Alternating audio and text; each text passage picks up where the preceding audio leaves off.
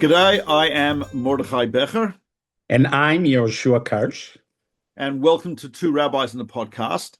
And inasmuch as it's about a week before Rosh Hashanah, the 10 days of repentance, Yom Kippur, etc., we thought we would talk about Teshuva, not so much repentance, but about people who repented. What we call famous Baalei Teshuva. Baalei Teshuva, yes. So some famous, some unknown to most of you, some from biblical times, some contemporary, early modern, medieval, etc., etc. We'll try to cover the gamut as much as we can.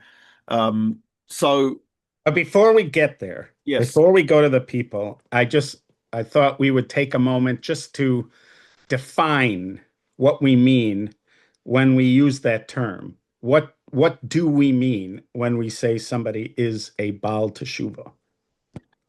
Well, I guess there's the colloquial definition, and there's the more technical definition.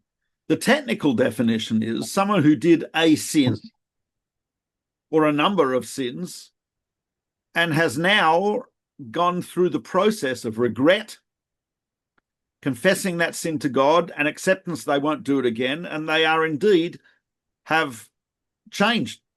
Now, it could be that this person had one area of life which was problematic, and they've now, so that's really is about tshuva. Yeah. The colloquial term, I would say it's used colloquially to denote someone who was raised in a secular background society and has returned to Judaism and has become a full-fledged religious Jew. I guess now, and I agree with you that is the term. I think that's the term. That's the way we're going to approach it today. We're talking about a change in lifestyle, somebody who was what some people would call secular, or maybe they identified to some degree with Judaism, but they weren't Orthodox, and now they self-identify as Orthodox. That would be most of our examples, probably. Right. I remember hearing that someone went to Rav Shach, the great Rosh Yeshiva of Ponevezh, and was asking him numerous questions about faith, etc. And Rav Shach looked at him and said, "Are you a Baal Tshuva?" And the guy said, "No." And Rav Shach said, "Why not?" Nice. And we were talking before, I mentioned, I remember Rav Moshe Shapiro, bless his memory, laughing at the term Baal Teshuva, because Baal Teshuva means like you're a master of tshuva, like you're some kind of great master of tshuva. And with as much respect as he had for people who made, these lifestyle choices, he just thought that was like over the top for somebody to claim they are a master of tshuva. Yes. And I also, just as this topic came up, and I can't help myself, originally, when I came to the States, I was teaching at Or Sameach. I came to the States to work for the Chicago Community Kollel as their outreach director. And after like 5 years working in West Rogers Park in Chicago, the Kollel, who I was working for, decided they want to open up like a suburban branch. And they got in contact with people who got in contact with people who got in contact with Wolfson. And at the time, the Wolfsons were supporting these kind of projects. And they chose our project to support it. They gave like $100,000 a year for several years. And I was the point person. I moved out to Northbrook, where I live today. And so I was the one who interacted with them. I was basically the director of the project. And so I remember the Wolfsons were like the most humble people. They gave you the money. You didn't put your name on anything. They weren't sitting there telling you what kind of programming you should do. They didn't want any input. They had done their research, they trusted you, and they were sort of giving you the money to work on it. But there was an annual review. And the annual review was Rabbi who he would, because he was close to the Wolfsons, so he would be their guy. And so he like would fly through. One of them was he flew to O'Hare, and I met him in one of these lounges in like, I don't know, United's lounge or something like that, for like an hour meeting. And he had told me already, bring the list of people that I'm involved with, that I'm teaching. And then I showed him the list, and he goes down the list, and he goes, okay, now I want you to point out how many people here made major lifestyle changes like kosher, Shabbos, family purity, Taras and Mishpacha. I want you to go down this list. So I started pointing to a few people and then he goes, no men. I don't know. I don't want men. I want to see, which one was it? It was one or the other. It might have been no women. I think he said no women because women are easier. I think it was women. So it was one or the other, but I think it was women. He said, not they're easier to make lifestyle changes. How many men? Whatever it was. By that time, I was like frustrated, and I looked at him because he knows how this whole thing works. I remember saying to him, you know that this is not what it's about. I even talked to Moshe about it at one point. I was driving him in the car one time on the way to an AJAP convention, and I told him this whole thing is going on, and he looked very upset with it. He didn't like the whole idea of demanding those kind of things from a program. But then I asked him, well, but if you're a Gvir, if you're a philanthropist, and you want to make sure your money's going towards a place that's actually doing good work. You want to know your ROI. Yeah. What's your return on investment? Fair enough. But he did not. He still did not. He just sort of stared. He didn't agree with it. I remember you telling me once the experience. I've had this experience as well. You're sitting at a table at a wedding with a number of outreach rabbis, and the bride or the groom are students of someone, and everyone's sitting there saying, I think the point of turning for this guy was a class I gave in, and then someone else will say, it actually did happen to me at a wedding. Yes. Someone else would say, actually, he was still not religious after that. It was when he came to our minyan that was, and then someone else said, this guy had no idea that he was a trophy in everybody's like trophy case, and they had to be the one. They had to be the one that turned on their cholent pot with another scalp. So I had an idea. One last thing. This is an idea. I'm putting it out there, especially for fundraisers out there who are in the outreach profession. I go with it if you like this idea. I call it Kiruv units or outreach units. And the way it works is this. Your organization keeps track of the people that they're involved with. And when one of those people makes what we consider a major lifestyle change. So we'll say like keeping kosher, sending their kids to day school, keeping Shabbos, keeping family purity, Taras HaMishpacha, something like that. Those count as they count as a point. Let's say a full point. Then at the end of your year, you count up your points. So let's say I had 10 points by the end of the year. And then you look at your annual expenditure. So let's say I spend $1 million a year and I achieved 10 points. So that means that I cost $100,000 per Kiruv unit. And that way, and you could put that on your brochures. We're at $25,000 per Kiruv unit. We've got it down to $15,000 per Kiruv unit. Your money will go farther with us. Yes. I put it out there. Just for whoever wants to use it, please use it. Those who are watching, please do not take Rabbi Karsh too seriously here. I do not ascribe to any of this. Yeah, I don't ascribe to any of this. This was done in the spirit of humor. But I guarantee you, there are people listening. The month of Elul. There are people listening. Yes, this is the slickest atmosphere is very... Okay. Now, so there are numerous people in the Torah, prophets and writings, who our sages and commentaries have described as those who have done Teshuva, repented. So, for example, Adam and Cain, according to the Medrash, not in the text, not in the text, but according to the Medrash, there's a Medrash in Bereshis Rabbah that they met, and Cain told Adam all about Teshuva, and Adam just did Teshuva. Yeah, Adam and Cain. That's two. Yeah. So, then I've got Yehuda. Right, Yehuda. That's more or less explicit. Yes, I've got actually the rest of Yosef's brothers towards the end, where they apologize. There is a question. David Foreman has this question: did they really do tshuva? Did they not do tshuva? Because we use their statement as part of our prayers of repentance. Yeah. Man manitz dadak. What can we say? Nice. How can we justify ourselves? Yes. That seems to indicate that that's genuine. Yeah. I agree. Okay, the brothers of Joseph were David HaMelech, King David. In Tehillim especially, he's very overt. Remorse and right. So on.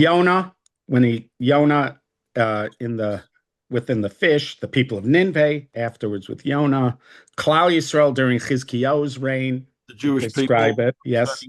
Menashe, according to Divrei Yamim, with help from the Medrash, Klal Yisrael during Yoshiyahu's reign, and there was a movement of repentance at the time, which he encouraged and inspired.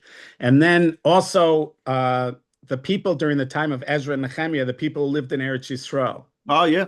They cried when he read them the Torah. It was actually Rosh Hashanah. Rosh Hashanah. That is the most explicit description of a Rosh Hashanah anywhere in Tanakh. Amazing. He reads the Torah to them from the dawn to they burst into tears and And then they tell him it's not, by the way, this is the source, I believe, for the Sephardi experience that we were describing before.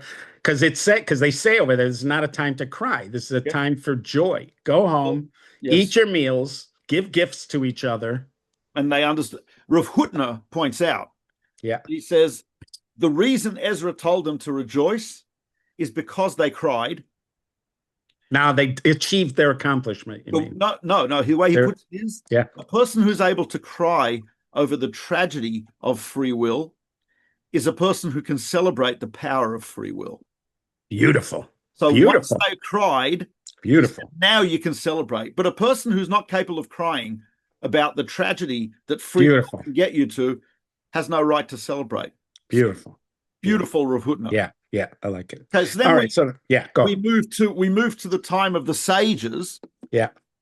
In the Talmud, and we have a number of famous incidents, which I don't know if they've been described as Baalei Teshuva, but some have. Yeah. But for example, Reish Lakish. Yes. Apparently was some type of highwayman, a thief. Have you ever heard this thing of him being a gladiator? Have you ever? Like that. I don't know where that comes from, but yeah. It's very exciting. It sounds like he was listim. He was listim is an armed robber of some sort. Yeah. And Rabbi Yochanan brings him close, and he becomes, of course, both a student, then later on a colleague and a chavruta of Rabbi Yochanan. We have the case of Eliezer ben Durdaya, who apparently had visited every woman of ill repute that he could find, and dramatic situation. He cries himself to death, pretty much, and does teshuva within it. And it says he earned his olam haba. Yeah, there's some pretty dramatic. There's the nephew of not Onkelos. No, not Onkelos. He's in care. In Pirkei Avot, in Avot, you've got where is it, for heaven's sakes? It's the it's right next to your New Testament. Just right over there. No, that's way out of reach. Way out of reach. Just wanted to tell you that. This is the wrong volume. But there is the not Yeshua V'Prachet, Nitar Baalei, who was the generation before them. Whatever. Anyway, there was a nephew of one of the great sages in the Mishnah, who had become a Hellenist. It's a very dramatic story. You know what? I will just grab the. It's going to be worth it. I can already tell. Yeah, it's a very, very The dramatic. glasses are on. For those who are not watching on YouTube, I'm going to give some play-by-play. The glasses are on. The reading glasses are on. He's going through pages. He's paging through. Yossi ben Yoezer. Ish Trader? Yes. Yossi ben Yoezer has a nephew. The nephew is Vikum Ish Tzirorot. I don't know that type of name, but Vikum. Yeah, yeah. He has been taken, his uncle is being taken to behind a horse, tied behind a horse of the Greeks, apparently being taken for punishment or execution. His nephew, Vikum, is riding a horse on Shabbos in the opposite direction. And he sees his uncle, and he says to his uncle, Yossi ben Yoezer, he says, Uncle Yossi, look at your horse and look at my horse. You're being dragged behind for execution. That's your reward. I'm riding a horse like a free man. Yossi ben Yoezer says, there's an exchange of words, and the Medrash tells us that actually Vikum burst into tears on the spot and did Teshuva, repented, and devised a contraption to kill himself using all 4 methods of execution by the Jewish court. I won't go into the details of that. Although it's interesting. You've studied it very carefully. Yes. Yeah. So I have some diagrams, but anyway, and he killed himself, and it says that that Yossi ben Yoezer saw his coffin going up to heaven, so to speak. And we have a few cases. By the way, that is a subject that's worthy of talking about in the future, because there are quite a few stories of people that killed themselves, and it's treated as a heroic act, when typically we believe that that is not the right thing to do, even in difficult circumstances. 100%. Yes, that is okay. That should be a great topic. Okay. I agree. Yeah. So we have him, we have Reish Lakish, we have others. Then you've got, if you look through the literature of the responsa literature, so we don't know the people's names, but there are a couple of fascinating Baal Teshuva stories in the classic responsa. I can't wait to hear them. Okay. So one of them is the Chacham Tzvi, Rav Tzvi Ashkenazi, was asked a question from the community in Crete, Candia. And, there were Jews who converted to Islam together with Shabtai Tzvi, 1666, when he became a Muslim. They converted with him. They became known as the Donmeh. Jews, they still exist, but they're right. So Jews who are open Muslims, but secret Sabbatians. And they engage in all types of perverse activities and every sin under the book. So there's a couple who were in the Donmeh movement, and they returned to Judaism. And they're on the island of Crete. And apparently, people in the community were not that accepting of him. And the rabbi in the community gave the man Chassan Torah the privilege of being called up for the last Torah reading of the year on Simchat Torah. And people were up in arms. These people, so they asked the Chacham Tzvi, and he said, these people are Baalei Teshuva. He says, you have to accept them. They've returned to Judaism. He says, and he mentions that there was a... he uses the term, by the way. Does he use the term Baalei Teshuva, do you think? The Chacham Tzvi? Yeah, he does. Yeah. Nice. And he says, and he says it's not right to prevent him from this honor. And not only that, but he says that which you mentioned there was a decree by Rav Kapsali, who's the chief rabbi of Crete, not to call up, only to call up for that privilege an Adam Chashuv, an important person. So people said, look, okay, maybe he's repented, but he's not an important person. So there, the Chacham Tzvi says, no. He quotes the Talmud that b'makom shebaalei teshuva omdim, when a Baal Teshuva, place a Baal Teshuva stands, even a tzaddik cannot stand, meaning that Baal Teshuva is considered an Adam Chashuv, an important person. So nice. that's pretty wild situation. That was so that's actually a pretty early usage of the colloquial yes usage of it, to call somebody who's now adopted what we would call an Orthodox lifestyle a Baal Tshuva. So sure. the Chacham Tzvi is already doing that. Yeah, so, and not only that, and the Chacham source. Tzvi was known as a zealot against these Sabbatians, but these people have repented.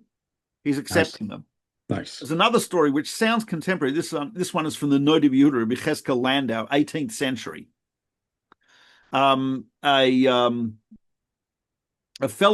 Kohen, was completely non-religious. I don't know if he started religious. I assume he probably did, 1700s, most likely. He moves to London from Prague, I think it was. And in London, he falls in love with an Indian woman and gets married in a Hindu ceremony. Wow. And he eventually returns to Judaism, divorces her and returns to Judaism. And he wants to know from the Noda B'Yehuda that a Kohen who has worshipped idolatry, is he now invalidated from doing his duties as a Kohen, from doing duchening, from giving the blessing, etc., etc. What about the intermarriage? Or he just went right to the idolatry just because it's so serious? Yeah. Because, well, the Gemara mentions specifically a Kohen who killed someone. Yeah. And it mentions and in other sources it says a Kohen who served idolatry. Okay. So other sins don't get that mention. Got it. So the Noda B'Yehuda has a lengthy discussion about it, and he says if this Kohen has accepted upon himself not to return to this type of activity, first of all, he proves that just doing the Hindu ceremony for a wedding does not necessarily constitute idolatry. Unless you accepted the gods as your God, he said, Eliat, you are my God. He says, if you didn't do that, not really idolatry. And secondly, he says, if you only did it out of love of a woman, but you did not do it out of devotion to the idolatry, also unclear if that's idolatrous. Interesting. Yeah. And he says, and most importantly, the guy has done teshuvah. So if you've done teshuvah, he says, asat teshuvah. He says all the sources that talk about a Kohen who became an apostate cannot involve himself in the duties of Kohen. He says only talking about that he did not do teshuvah. He says, in my opinion, if he did teshuvah, if he repented, we're good. You know how they say like certain things like Chil Hashem and other kinds of things, they don't just require tshuva, your act of contrition or saying the formula for asking for forgiveness, but they require suffering, yisurim. Some of them require that you died. You don't get so, but this person seems to be getting right just by the fact that they've shown contrition and they've said the proper vidui formula and meant it. They're already considered as if they have returned to their old status. Is that interesting to you? Sounds that way, yeah. Yeah.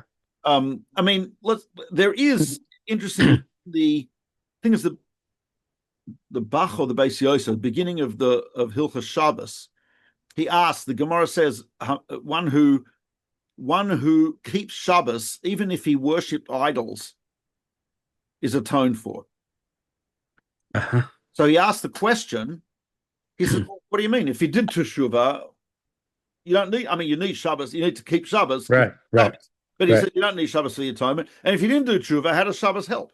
Right. So he says those sins where we are told it needs, in addition to teshuvah, the person needs suffering, or in addition to teshuvah, the person needs death, or in addition to teshuvah needs something. He says there are certain activities which can take the place of those So he says, regarding idolatry, Shabbos takes the place of anything else. Awesome. So that's either the Shach. Who did you say? The Shach or the Bach or the Beis Yosef? Oh, the Bach or the Beis Yosef. Beginning of Hilchos Shabbos on the Torah. Okay. And so to be interesting also is that Rabbeinu Yoina, in his classic work on Teshuva, by the way, there are some who say he wrote it as a do Teshuva because of his opposition to the Rambam during the Maimonidean controversies in Provence, resulting in the burning of the Rambam's books by the authorities, etc. Which he did not. He was not involved with the burning of the books. No, but he was one of the opponents. Yes. So this was an act of Teshuva. Yeah. But anyway, in his book, Tesharei Teshuva, he actually says, with the Pasuk says, Ki bechesed ve'emes yichupar avon. With kindness and truth, a sin can be atoned for. And he asked the same question. If you did tshuva, what do you need this? Right. And if you didn't, he says, yes, because there are things where tshuva is not enough. You need something additional, like the suffering, and he says, chesed, kindness, emes, and truth. Awesome. Take the place of that. Isn't that beautiful? Awesome? Yeah. Beautiful. I love it. Love it. And by the way, okay. So there's numerous other cases here of tshuva, but and I know you have some contemporaries, but if we're going... No, I like you had an interesting list going on there. Order. Yeah. Right, we go back to 1800s, late 19th century. Okay. We have Franz Rosenzweig, who a lot of people know from his book, The Star of Redemption. I'm going to just say that a lot of people knew him from his book, Star of Redemption. Present time, I think scholars know about the book Star of Redemption, but I challenge you. And the reason I do this, Mordechai, is because when I was in college, I was in graduate school, and I had a professor who we were doing philosophy of education, and we all had to do a paper at the end of the class, and he asked me, why don't you do something from a Jewish angle? Give me something from a Jewish angle. I think we'd all be interested in it. This was at Marquette, which is a Jesuit college, right? But he was encouraging me. So I was talking to my dad about it. My dad goes, maybe you should do something on Franz Rosenzweig. And I go, who? Who? I was in my mid-20s at the time. And he's like, Franz Rosenzweig. And I go, I never heard of him. Never heard of him. He goes, how is it possible? How is it possible? You went to day school. You went to yeshiva high school. You went to yeshiva, post-high school yeshiva. You're learning all day. You never heard of Franz Rosenzweig? I didn't. I got to say, I never heard of him in all of the yeshiva high school. There you go. Yeah. There you go. So, but yeah, that's fascinating that your father suggests that. I often have the situation, I'm in class and I say, so I was in last week. I asked my students, so who's heard of Geoffrey Chaucer? 3 guys put up their hands out of 20. 2 of them maybe they didn't know he's Jeffrey. You should have just said Chaucer. That might have thrown 2 Australians. Oh, you're proud. You're proud of you. I almost burst into tears. Like, very, very, very moving moment for me in education. Anyway, so Franz Rosenzweig, born in Germany in 1886 to a well-to-do but very assimilated Jewish family. Studied medicine, then went into the study of philosophy after medicine. And his doctoral dissertation was on Hegel. And during that time, so he had some experiences, and he started contemplating absolute truth versus relative truth and relativism, cultural, moral relativism, etc. And he had some friends, he had cousins actually, who had converted to Christianity. And his cousins, the Ehrenbergs, Hans and Rudolf Ehrenberg, had both converted to Christianity. And there was another person, Eugene Rosenstock, I don't even know how to pronounce it. But the 3 of these people had converted to Christianity. And after lengthy discussions, Rosenzweig decided that faith was the only path. And he decided, I'm going to convert to Christianity, but I'm going to convert to Christianity as a Jew, meaning that I've experienced some level of Judaism, and then I'm going to convert. And he went to a synagogue in Berlin on Rosh Hashanah, on Yom Kippur. This is it was whatever, I forgot the year. I don't know if I have it here. But he went to a shul for Yom Kippur, and that changed everything. And listen to what he writes. And that was in a German shul where Yes. they don't shuckle or anything. It was an Orthodox German shul, and there was apparently this is what he writes. Anyone who has ever celebrated the Day of Atonement knows that it is something more than a mere personal exaltation or a symbolic recognition of reality such as the Jewish people. He says it is a testimony to the reality of God which cannot be controverted. He says, on the Day of Atonement, here God lifts up his countenance to the united and lonely pleading of men. Man's soul is alone with God. On the Day of Atonement, in this moment, man is as close to God as it is ever accorded for him to be. So before, this is 1913, Yom Kippur. Before then, he thought that's it. He thought he's going to become a Christian. After Yom Kippur, 1913, he says, I'm going for Judaism. And he starts immersing himself in the study of classical documents of Judaism. And he establishes a place called there's a lot of biographical details which we don't have to go into, but he establishes a place called the Lehr House of Learning, where people like him could study Judaism. And he wrote a book of Jewish philosophy called The Star of Redemption, most of which is way above my pay grade in terms of the philosophical components of it. But he does use the Magen David. Yes. He uses the each part of like a triangle represents a different aspect of the Jewish relationship with God or the Jewish relationship with each other, etc. He may be responsible for the Magen David being popular again. It could be that he's the guy who brought it back into popularity. Who knows? But his book is not popular, as we have just realized. But I'm sure, at the time. Yeah, it's impressive. It's impressive. Yeah. By the way, I seem to remember there's some story from an Aguda convention. He was like at an Aguda convention, and Dr. Breuer came up to him and asked him if he puts on tefillin. So this must have been like in his process, but he asked him if he puts on tefillin, and he said, not yet. Wow. And that became like I think for me, I still use it as a example of a kind of attitude where maybe you're not ready for that next step, but you understand that eventually it needs to be taken, and that itself is a kind of tshuva. I remember Rav Asher Rubinstein telling us from Rabbi Yisrael Salanter that even declaring that you want to change or that you want to change is already a step towards tshuva. Go ahead. Yeah. I once heard from Rav Uziel Malevsky, alav shalom. Alav shalom. Yeah. Who said that a Geira Chosid, apparently, I think I'm getting the story correct, asked that one of the Ger Rebbes, I think it was the Sfas Emes. Yeah. He says, what if I don't feel remorse for my sins? I step up Yom Kippur and I don't really feel remorse. Yeah. Sfas Emes says, do you wish you could feel remorse? The guy said, let's say I don't. He says, do you feel bad that you don't wish you could feel remorse? The guy says, maybe. He says, do you wish that you could feel bad about not feeling bad that you don't feel remorse?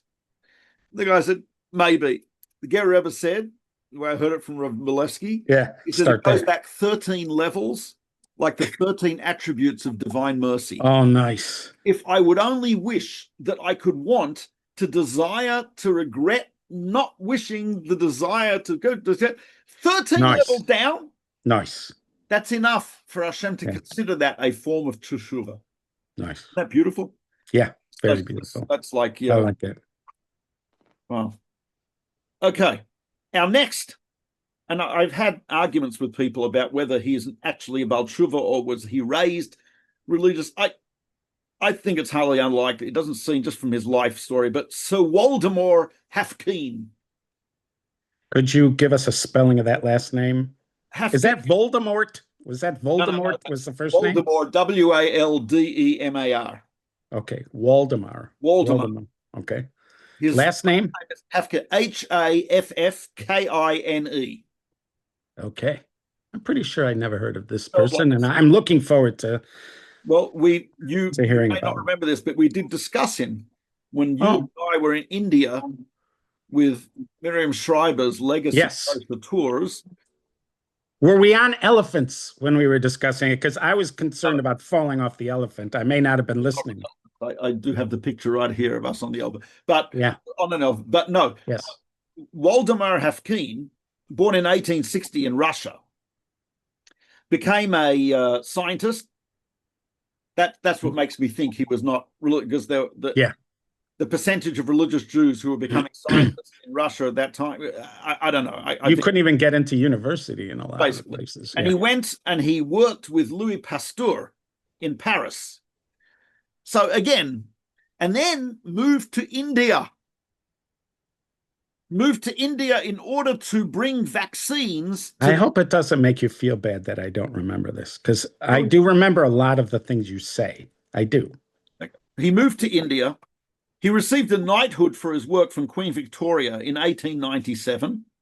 Ukrainian, in the Jewish Chronicle, they wrote, a Ukraine Jew trained in the schools of European science saved the lives of Hindus and Mohammedans, and is decorated by a descendant of William the Conqueror and Alfred the Great.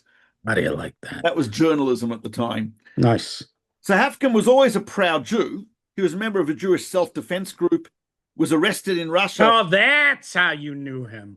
He was arrested. Self-defense part. For defending Jews during a pogrom. He was a Zionist, but he apparently was not religious. But he became devoted to Judaism, and it's type of interesting. What brought him to Judaism? There was this. He has a book called A Plea for Orthodoxy. Okay, not a bestseller. Probably even less copies of that than the Star of Redemption. What language was it written in? English. And it was written in English? Okay. And he writes the following: no law of nature operates with more fatality and precision than the law according to which those communities survive. A relation of man to his creator, ordering of time for work and rest, the formation of families, the duties of husband and wife, parents and children, on the paramount obligations of truthfulness and justice between neighbor and neighbor, and to the stranger within the gates. He says these rules of Judaism, like the rules of science, have enabled us to survive, and he became a awesome. and which is fascinating. To this day, there is in Bombay, in India, there is the Hafkeen Institute, which is the primary Indian institute for vaccine research, named after a religious Jew, Waldemar Hafkeen. I mean, I'm sure that you would have mentioned that on our trip. That would definitely. And I'm sure we were right there. I'm sure you did. Yeah, I did. I do listen to a lot of what you say. I do. I don't. Yeah. All right. The next person, yes, is this is my last, is okay. And then we'll get to your contemporary. Yes.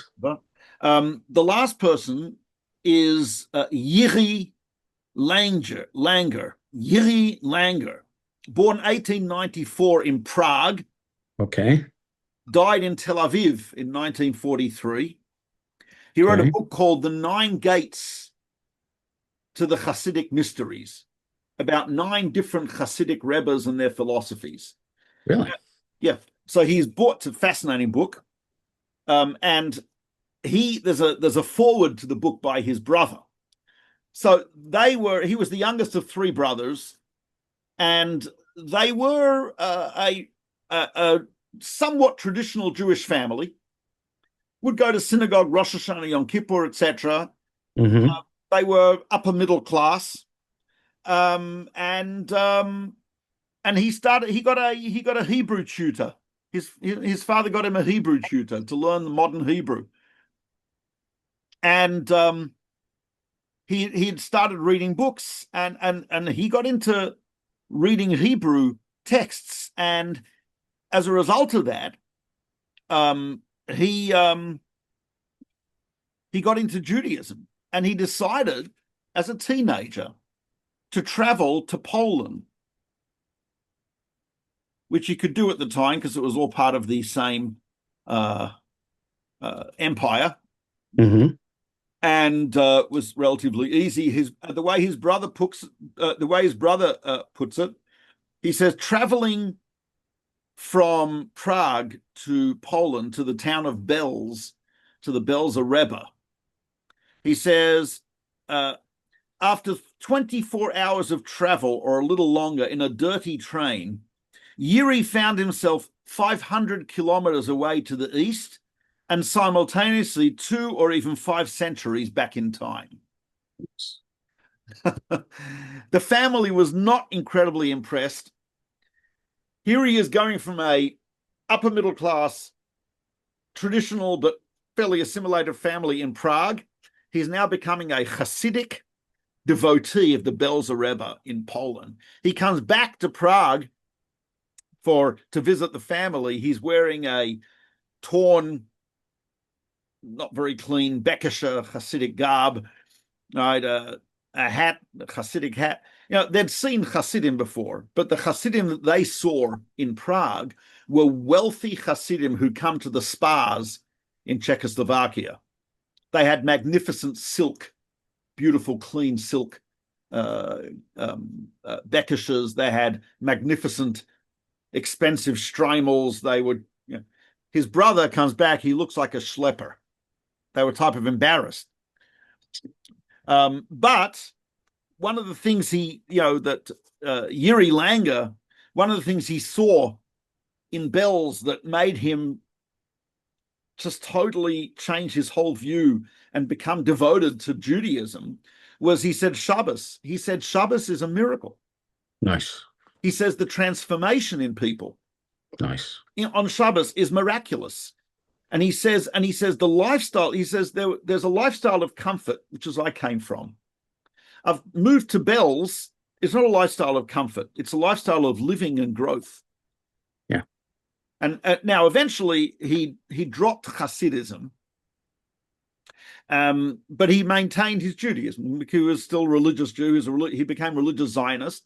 He was conscripted to the army. He refused to follow certain commands because they were not in accordance with halacha. He was thrown out of the army in Czechoslovakia, and he made his way to Israel eventually. And he wrote poetry, and he wrote some interesting books. There are, but he passed away in Tel Aviv. So here you go, another Baal Teshuva. Right. Nice. Now let's move to now current times. Okay, relatively current. Before I list these names, I would like to just mention, because I've told you that now we've done probably 20 of these episodes, and I still haven't had a chance to talk about Rebbe Michal Twersky. He should live long and in good health, and he's such an important figure in my life. But I just do want to give a shout out because I grew up in his community. At the time, his father was still alive, and he had founded it in Milwaukee. Then the young Twerskys, Reb Michal, and his wife Rebbetzin Fagi came. This was in the 60s, and they quickly sort of gathered families, like a sort of magnet, gathered families around them, families of people who were, I would say, in the ballpark of like between Reform and Conservative. kind of stuff. So there was a connection, but still certainly not an Orthodox lifestyle. And I would say there were about 15 or 20 families, and my family was a part of that group. And when you were with the Twerskis, you grew up as part of their family. That's how they did it. And so my family was changed forever by them. Uh, and But so were many, many others. I grew up, and to me, it was just like it was just air. It was like bread and water. What like to other people it was is some kind of strange art, the art of outreach or something. Like it was just their lives. They just lived it, and we lived it as part of their extended family, as it were, in quotations. And we had a kind of prism of what was going on in the 60s and in the 70s, even later, as I even went to 770 one time when I was 13 with a bunch of guys, all that kind of stuff, seeing everything that was going on in the United States at the time when people are thinking of a kind of Kiruv revolution. Um, I was sort of experiencing as a kind of natural outgrowth of life because that's how it was experienced over there. It wasn't seen like some kind of dramatic life decision you were making. It just seemed like a completely natural one. So I just wanted to mention that. But there's a couple people. There's tons. I mean, there's people from all over the world. We're living in the United States, so the people in the United States um, that sort of stand out amongst them in sort of contemporary times. Matisyahu, when he was going on his, when he was moving into religious observance, he then moved out. Now I don't know. He's putting on tefillin every day. I'm not sure what his life is like now, but while he was going through that, I just remember the excitement and the fact that he was this model for so many young people of the possibility of being both part of contemporary culture and a proud uh, Shomer Torah mitzvah, somebody who was a religious Jew. Mayim Bialik, the actress, Yes. she identifies as Orthodox, as modern Orthodox. She credits Allison Josephs, who has Jew in the City. It was through Partners in Torah, and they were set up. Apparently, according to Allison Joseph, she was trying to make this happen earlier. But anyways, at one point, Mayim Bialik on her own joined Partners in Torah, and Our Mayim friend Bialik Ellie also. Gwertz. What? Our friend Ellie Gwertz. Yes, Right. yes, he was and that's such like you could put Partners in Torah and Art Scroll almost in the same breath for the impact on modern Jewish Art Scroll is way up there. But Partners in Torah, there's so many stories about their impact. Um, and she continues to act. She continues to be a personality that's very much a part of contemporary American culture, and at the same time lives her life as an Orthodox Jew. Stephen Hill, he was an actor. He passed away Just wondering if with a Mayim few years Bialik, ago. Yeah, did, go ahead. was the Big Bang Theory something that brought her to believe in God? She does not mention that as one of her ways to go there, but Just it could wondering. be. It Okay. could be. We should ask her that if we ever get her on. I'm sure she's waiting to come on to our podcast. And then Stephen Hill, he was an actor. Like if you in television in the like early 70s, there was a show called Mission Yes. Impossible, and he was Great the show. first year of Mission Impossible, and he had to stop because he was becoming Shomer Torah mitzvahs, and he could no longer do the schedule that they had set up for him. But like the last 20 something, for like 20 years, he was part of the show Law and Order, and he played this sort of grumpy kind of character who was became a kind of signature character for that show. I even saw a quote from Dick Wolf, the one who produced that show or created that show, that he considered him like the wise advisor, the moral center of the show through Uh-huh. all those years. And Very nice. he lived That's a bit in of a Kiddush Hashem. yeah, he lived in Muncie, Yes. towards the end of his life. And his kids, he has a kid who's a rabbi. He has um, also there's Bob Dylan. Bob Dylan, there was one point where everybody thought Bob Dylan was going on this path because there was a picture of him with tefillin at the kotel. And then there started to be rumors that he was like learning with guys that were there. That was sort of short-lived, but he does have a son-in-law, Peter Himmelman, his Who is son-in-law, religious. who is religious and is a really excellent musician, a popular musician who's his music has besides the fact that he has like a following, but his music has become the score for several popular American television shows, It's Judging Amy and my best friend. Bones. My best friend is a salamander. He's all covered in Yes, slime. yes, One of my yes, favorite songs. yes. And But he was just really quirky and interesting music. He's married to Maria Dillon, was an adopted daughter of Bob Dylan's, but Bob Dylan considers her his daughter, and he should. Yeah, so those are just a couple names. And then in Israel, when we first went to Israel, this is in the like 78, I think is when we first got there, something like that. yes, This was happening, and it was seismic. In yes. Israel, this was seismic. People were there were he had stories. He would tell stories that he'd be driving. We're talking about Uri Zohar. Uri Zohar. Uri Zohar. Uri Zohar. There was story. He tells story like he's He was the driving. He Dave stopped at a Letterman of red Israel. light. Dave Letterman of Israel. He stopped at a red light. And somebody rolls down a window and yells, "How could you do this to us? How could you do this to us?" Because what happened was first of all, he was an actor. He was an actor, and he was a comedian. And he also was a producer. I think he produced like 11 movies. He was very much at the core of the creatives in Israel, of the musicians, Arik Einstein. These people were like his best friends. He was at the core. Everybody knew him. He wasn't just somebody who was a character on something. He was at the core of the entertainment world in Israel.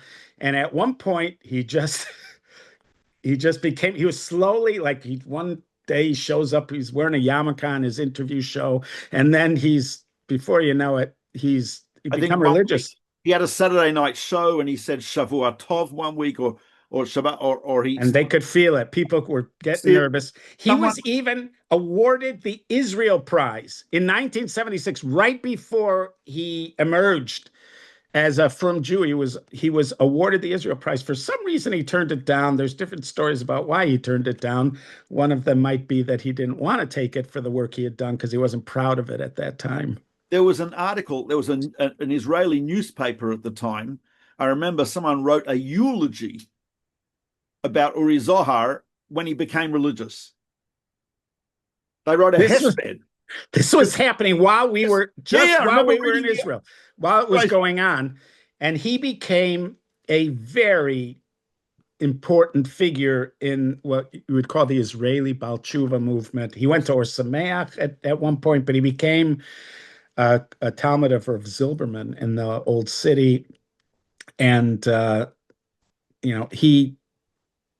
he continued to be a kind of celebrated figure. I remember I was at a dinner. Asia Torah did some dinner, and he was speaking at it.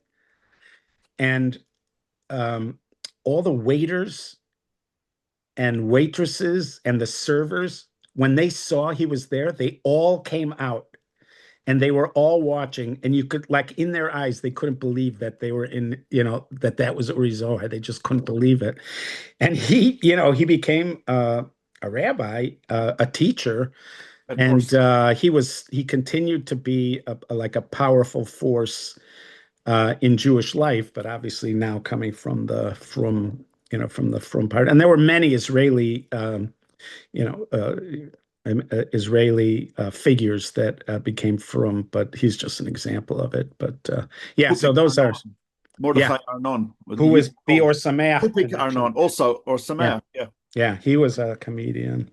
Yeah. And yeah, so those obviously we're just giving a little taste of it, a little flavor of it.